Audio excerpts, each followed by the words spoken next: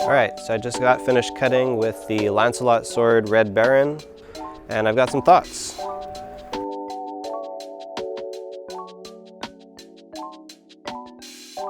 First of all, this blade is really good at cutting, which is no surprise. It's extremely thin and broad.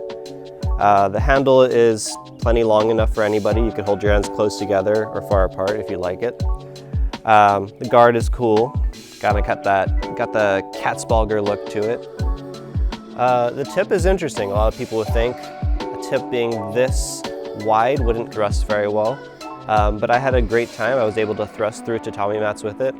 Being so broad out to the tip makes it a little bit difficult to retract the sword out of a target after you thrust through it. So if you have a tapering tip, it kind of wants to be removed out of it. With it being very wide, you have to be extremely precise in the angle that you pull the sword out at. It cuts all the way out to the tip of the sword, which is the big design feature of this blade, is cutting performance from the hilt out to the tip and not just sort of in the middle in the sweet spot.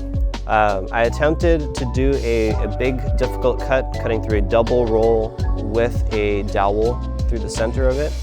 The first cut I was unable to cut through because I tried to cut at the very, very tip, and while I do think that's possible, it is challenging with that much mass.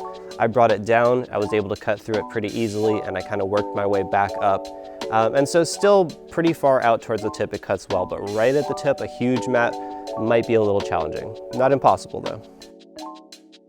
It's light enough to change directions quickly.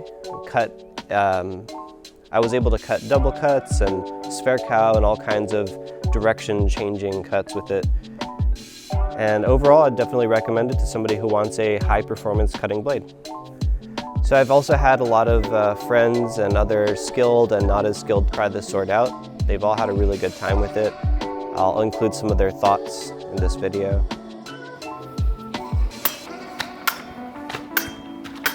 Oh, did not have to try it all.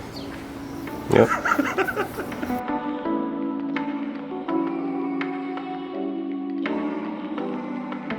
This thing is just fun to cut with. It moves in such a odd way, but it's satisfying.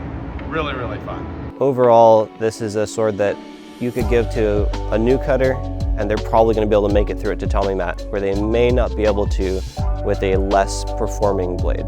I think you'll find that even if you're not the biggest, strongest person in the room, you'll be able to cut things with this.